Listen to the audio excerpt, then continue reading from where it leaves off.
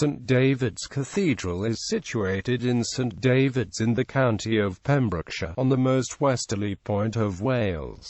Early history. The monastic community was founded by St David, abbot of Menevere, who died in 589. Between 645 and 1097, the community was attacked many times by raiders, including the Vikings. However, it was of such note as both a religious and intellectual centre that King Alfred summoned help from the monastic community at St David's in rebuilding the intellectual life of the Kingdom of Wessex. Many of the bishops were murdered by raiders and marauders, including Bishop Mareginau in 999 and Bishop Abraham in 1080.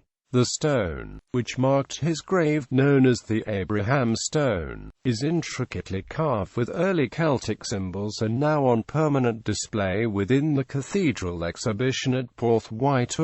In 1081, William the Conqueror visited St David's to pray, and thus recognized it as a holy and respected place. In 1089, the Shrine of David was vandalized and stripped of its precious metals. In 1090, the Welsh scholar Rigue Farcher wrote his Latin Life of David, highlighting David's sanctity, thus beginning the almost cult-like status he achieved. In 1115, with the area under Norman control, King Henry I of England appointed Bishop Bernard as Bishop of St David's. He began to improve life within the community, and commenced construction of a new cathedral. In 1123, Pope Calixtus II granted Bishop Bernard's request to bestow a papal privilege upon St David's, making it a centre of pilgrimage for the Western world, the Pope decreeing that 2 pilgrimages to St David's is equal to 1 to Rome, and 3 pilgrimages to 1 to Jerusalem. The new cathedral was quickly constructed and Bishop Bernard consecrated it in 1131. Henry II of England's visit in 1171 saw the following of David increase and the need for a larger cathedral. The present cathedral was begun in 1181 and completed not long after. Problems beset the new building and the community in its infancy. The collapse of the new tower in 1220, an earthquake damage in 1247/48. Under Bishop Gower the cathedral was modified further, with the rood screen and the bishop's palace intended as permanent reminders of his episcopacy. In 1365, Bishop Adam Houghton and John of Gaunt began to build St Mary's College on a chantry. He later added the cloister which connects it to the cathedral, the episcopacy of Edward Vaughan, or the building of the Holy Trinity Chapel, with its fan vaulting which some say inspired the roof of King's College, Cambridge. This period also saw great developments for the nave, whose roof and Irish oak ceiling were constructed between 1530 to 40. Bishop Barlow, unlike his predecessor as bishop, wished to suppress the following of David, and stripped St David's shrine of its jewels and confiscated the relics of St David and St Justinian in order to counteract superstition. In 1538, in 1540, the body of Edmund Tudor, Earl of Richmond and father of Henry VII, was brought to be entombed in front of the high altar from the dissolved Greyfriars Priory in Carmarthen. The dissolution of the monarchy and the establishment of the Commonwealth of England under Oliver Cromwell had great effect on many cathedrals and churches, particularly felt in St David's. The cathedral was all but destroyed by Cromwell's forces and the lead was stripped from the bishop's palace roof. Present cathedral. The Welsh architect John Nash was commissioned to restore the west front in 1793 to repair the damage done 200 years previously. Eclectic in style, his work soon proved to be substandard. Within a century the Nash west front had become unstable and the whole building was restored by George Gilbert Scott between 1862 and 1870.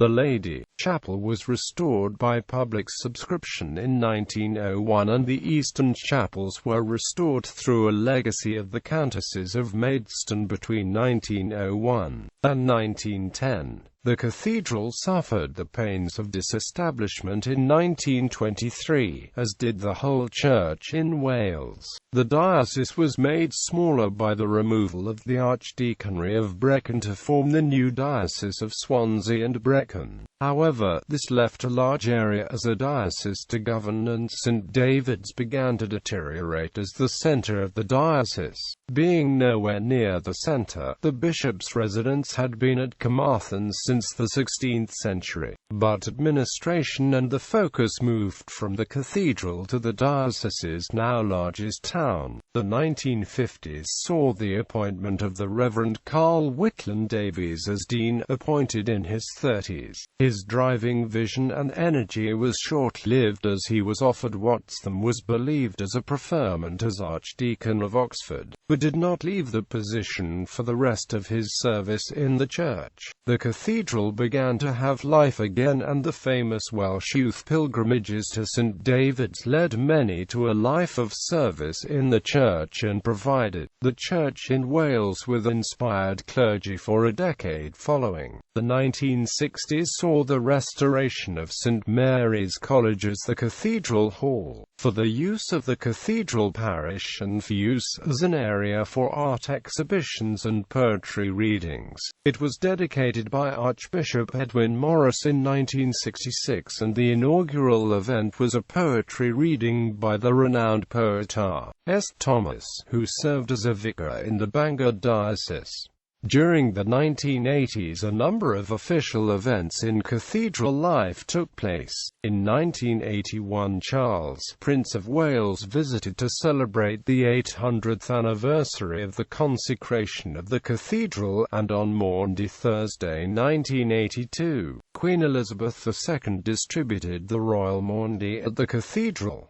This was the first occasion that the ceremony had taken place outside England. In 1989-90, the 1400th anniversary of the death of St. David was presided over by the Archbishop of Wales, George Noakes, who was also diocesan bishop of St. David's. The decades leading to and immediately following the year 2000 have been the most notable in the cathedral's history since its construction. Firstly, the British government decided to reinstate the title of City to St. David's, and this was formally conferred by Queen Elizabeth II on the 1st of June 1995. The task that lay before the Dean, the Very Reverend Wyn Evans, on his appointment in 1994 was huge. A new organ was badly needed, and the west front needed extensive restoration. It was also thought time that the cathedral invested in its future by creating a visitor centre within the bell tower, enlarging the peal of bells from 8 to 10, and by the reconstruction or completion of the cathedral cloisters to house the cathedral choir, vestries, an education suite, rooms for parish use, and a refectory as a reminder of the monastic beginnings. The first project was the restoration of the west front, with the original quarry that was used for stone at Caerdy Bay being reopened. This phase was completed in 1998, in time for the organ to be dismantled and rebuilt by the organ builders Harrison and Harrison of Durham. The organ was completed in the middle months of 2000 and dedicated on the 15th of October that year. The Ring of Bells was cast by Whitechapel Bell Foundry of London and presented as a gift by the American Friends of St. David's Cathedral. The substantial task of rebuilding the cloisters as an education centre and refectory began in 2003 and was completed in May 2007.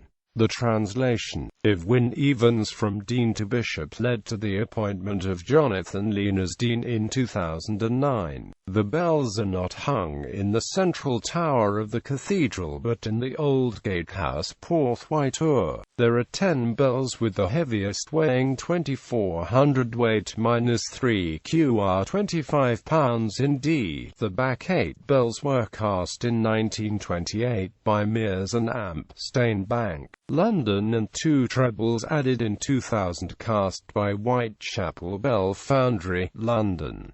Details of the bells. The restored shrine of St. David was unveiled and rededicated by the Right Reverend Wyn Evans, Bishop of St. David's, at a choral Eucharist on St. David's Day 2012. Cathedral life. There are at least 3 services said as sung per day each week, with sung services on 5 out of 7 days. The cathedral choir at St. David's was the first cathedral choir in the United Kingdom to use girls and men as the main choir, rather than boys and men. Many inaccurately attribute this to Salisbury Cathedral, however they introduced boys and girls on an equal basis, whereas St. David's used girls as their main cathedral choristers. There is also a boys' choir whose weekly evensong is a major event within the cathedral week. They sing with the Vicar's Choral regularly. The St. David's Cathedral Festival runs through the Whitsun school holiday each year and showcases some of the world's best performers. The week sees performers, both professional and young, play in front of thousands. The cathedral choir serve as a highlight each year, being a very popular concert, as well as the festival chorus and orchestra who perform a major work on the final night of the festival.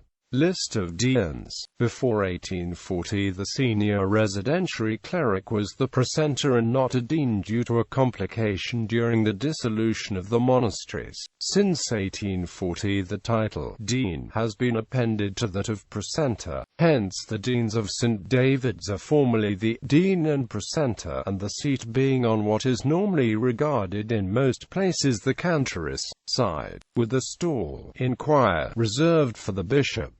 1839 to 1878 Llewellyn 1878 to 1895 James Allen 1895 to 1897 Owen Phillips 1897 to 1903 David Howell 1904 to 1918 James Allen Smith 1919 to 1930 William Williams 1931 to 1940 David Warchan Morgan 1940 to 1949 Albert Parry 1950 to 1957 Carlisle Whitland Davies 1957 to 1972 Edward Jenkins 1972 to 1984 Lawrence Bowen 1984 to 1990 Gordon MacWilliam 1990 to 1994 Bertie Lewis 1994 to 2008 Wyn Evans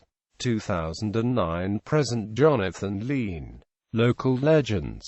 Gerald of Wales in the 13th century relates the strange story of a marble footbridge leading from the church over the Allen rivulet in St. David's. The marble stone was called Lech Lafar because it once spoke when a corpse was carried over it to the cemetery for interment. The effort of speech had caused it to break, despite its size of 10 foot in length, 6 in breadth and 1 in thickness. This bridge was worn smooth due to its age and the thousands of people who had walked over it. However, the superstition was so great that corpses were no longer carried over it. This ancient bridge was replaced in the 16th century and its present whereabouts is not known. Another legend is that Merlin had prophesied the death on Lech Lafar of an English king, conqueror of Ireland. who had been injured by a man with a red hand. King Henry II, on a pilgrimage to St. David's, having come over from Ireland, heard of the prophecy and crossed Lech Lefar without ill effect. He boasted that Merlin was a liar, to which a bystander replied that the king would not conquer Ireland and was therefore not the king of the prophecy. This turned out to be true, for Henry never did conquer the whole of Ireland. Burials: Rhys ap Griffith, Gerald of Wales,